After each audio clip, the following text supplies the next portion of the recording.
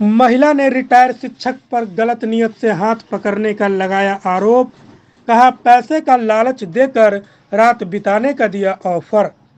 दरभंगा के सिंहवाड़ा थाना क्षेत्र के एक महिला ने यह गंभीर आरोप एक रिटायर्ड शिक्षक पर लगाया है।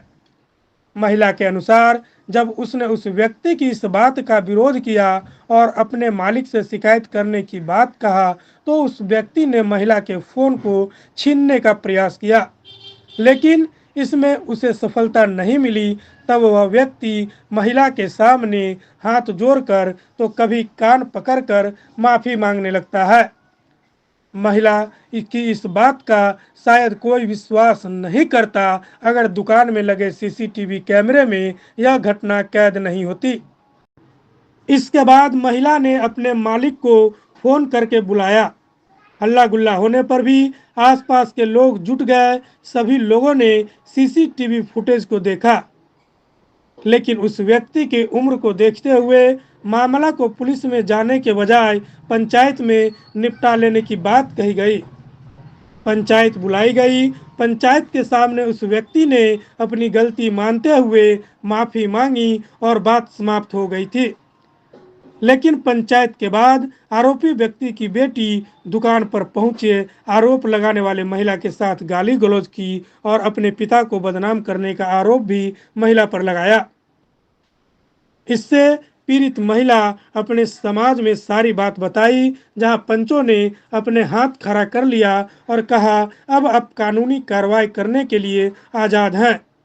यह पूरी घटना 30 सितंबर की बताई जाती है, जिसके बाद महिला ने 1 सितंबर को पूरी घटना की लिखित शिकायत सिंहवाड़ा थाने में दिया। पुलिस प्राथमिकी दर्ज कर जांच शुरू कर देती है और दुकान में लगे सीसीटीवी फुटेज को लेकर अपने साथ चली जाती है।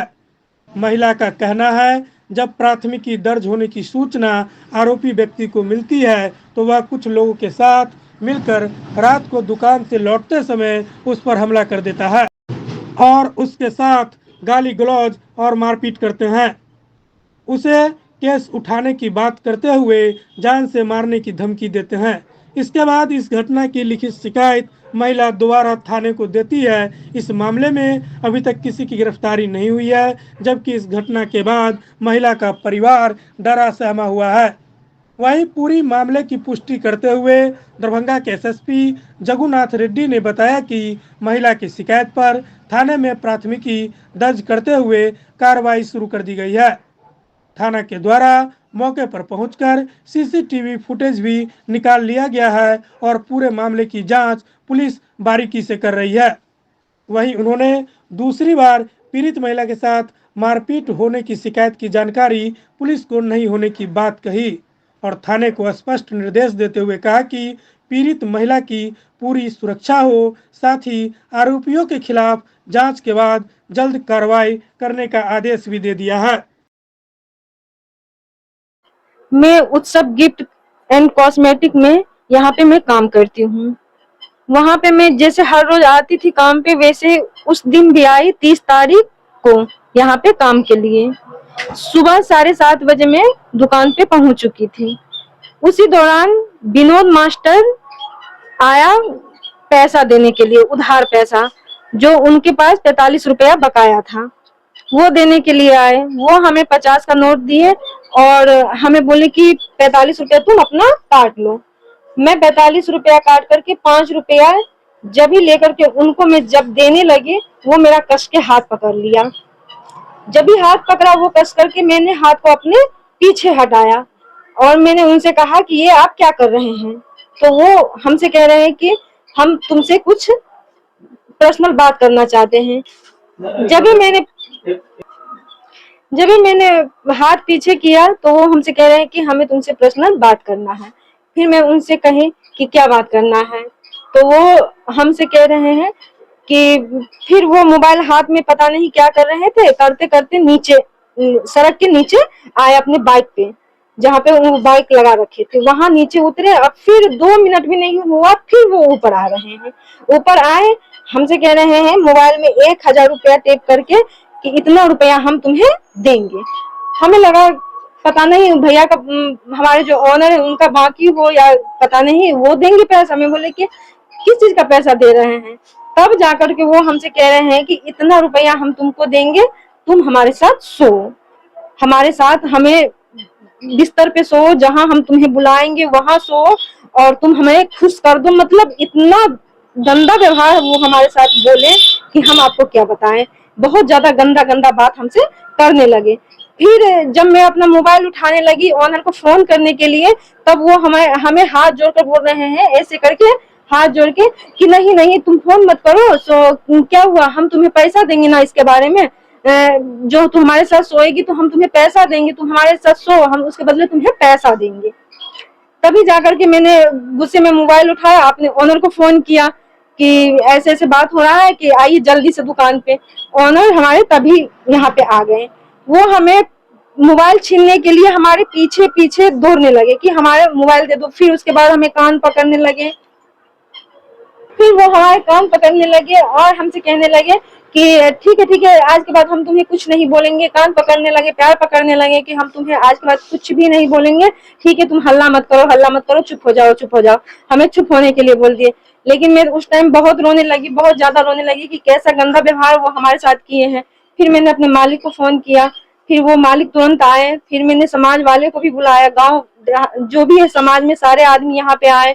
और आने के बाद उसे मैंने, विनोद मास्टर को मैंने क्या किया कि गुस्से में अंदर कर दिया, अंदर बंद किया कि बोले जब तक समाज देखेंगे नहीं तब तक ये हमें यहाँ पे कुछ भी हो सकता है। ये हमारे साथ गंदा व्यवहार किया ताकि समाज को हमें दिखाना है। फिर जाके समाज, सब बहुत सारे समाज यहाँ पे दुकान पे मौजूद हो गए। वहां पे सारे समाज मौजूद थे। विनोद मास्टर को भी बुलाया, वो तो आ ही नहीं रहे थे, घर से निकल ही नहीं रहे थे। कितना कोशिश करने के बाद समाज लोग उन्हें बुलाया वहां पे दुकान पंचायती के लिए। फिर वहां पे आए वो पंचायती में वो अपना गलती भी कबूल कर लिए। हमारे पैर बोले कि ठीक है हम उनसे माफी भी मांगते हैं कि हमने गलती किया है। उसके बाद पंच की बात मानने के बाद हम लोग शांत हो गए थे कि चलिए भाई पंच है, पंच बोल दिए, बड़े बड़े आदमी तो उनकी भी बात करना चाहिए। इतना बात करने के बाद उसकी बेटी आकर के दुकान के अंदर आकर के गाली गलौज करने लगी।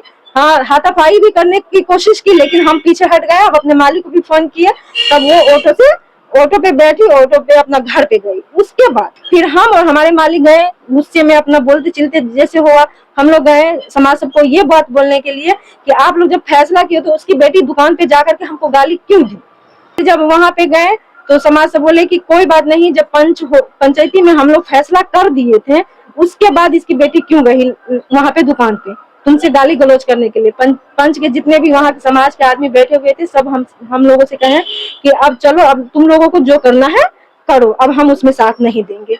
दिन मैंने आवेदन दिया, उसके अगले ही दिन मैं अपने ड्यूटी से 2 तारीख को अपने ड्यूटी से घर जा रही थी, रात को 8:30 बजे। तभी जाके उसके घर के 2 कदम आगे विनोद मास्टर और सुबोध झा, लालू लालू झा का बेटा आशुतोष झा, सोनू झा, ये सब वहां पे मौजूद था, पहले से ही मौजूद था। अंधेरा था थोड़ा सा, वहां पे मौजूद था। जब भी मैं यहाँ से गई तभी जाके वो लोग हमें चारों तरफ से घेर लिया। घेर लेने के बाद हमारे साथ मारपीट भी किया, बहुत ज्यादा। हमारे हाथ में भी चोट लगा है, हमें बहुत मारा। वहां पे झोटा पकड़ पकड़ के मारा, हमारे साथ गंदा व्यवहार भी उस टाइम में किया हाथ से। पता नहीं उतना भीड़ में कौन था नहीं था उतना हमें नहीं पता, लेकिन सब हमारे साथ मारपीट किया। और उसी बाद वहां पे लालू झा का जो बेटा था आशुतोष झा और सोनू झा, वो लोग कह रहा था कि जो इस लड़की को रेप कर दो, मार दो, न रहेगी न बोलेगी, ऐसे ऐसे करके वो लोग बोल रहा था वहां पे। फिर जाके मैंने, वहां पे इतना भीड़ था कि वहां पे हमारे 8,000 रुपया हमारे मालिक ने दिया था पगार महीने का, वो लोग छीन लिया, वो भी छीन लिया। उसके बाद मैंने जैसे तैसे वहां से मैं अपना घर गई। वहां पे हमारे हाथ में बहुत ज्यादा चोट लग गया है। फिर मैं वहां से सिंहवाड़ा हॉस्पिटल गई दिखाने के लिए, हमारा सर में बहुत ज्यादा भी चोट है, वहां पे भी इतना दर्द कर रहा था कि क्या बताएं, हाथ उठ ही नहीं रहा है अभी तक। फिर मैं हॉस्पिटल गई, हॉस्पिटल में अपना दिखाए, इलाज बात किए, और वहां पे दवा जब दिया, डॉक्टर ने दवा ववा दिया, वहां से मैंने दिखा करके वहां से फिर मैं घर पे आई। फिर उसके बाद जब ये सब हो गया उसके बाद फिर ये सारा घटना सिंघवाड़ा थाना वाले को पता चला, जब हम लोगों ने दिया कि ऐसे हम लोगों के साथ मारपीट किया है फिर से रात को। महिला ने शिकायत किया कि उसके साथ बैड टच किया गया, उसके सारे सीसीटीवी फुटेज हैं और पुलिस ने भी उसे कलेक्ट किया, लेकिन कार्रवाई के नाम पे कुछ नहीं है तो पुलिस की।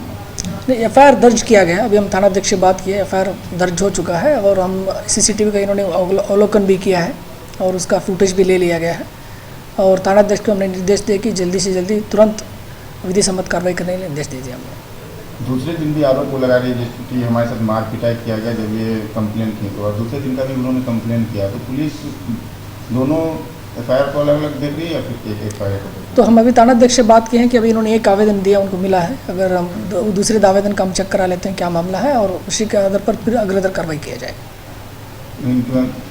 कोई बड़ी घटना भी हो सकती है तो पुलिस इसको अलर्ट मोड में हाँ, उसकी सुरक्षा के लिए हम उनको निर्देश कामकाजी महिला वो आती है जाती है उसी से वो हम उनको थाना अध्यक्ष को निर्देश के पूरा सेंसिटिव मामला है, सीरियसली इसको लिया जाए कि महिला संबंधित मामला है कि हम लोग सीरियस देखते हुए कि उनको बोला गया जल्दी से जल्दी कार्रवाई करने के लिए आदेश दिए।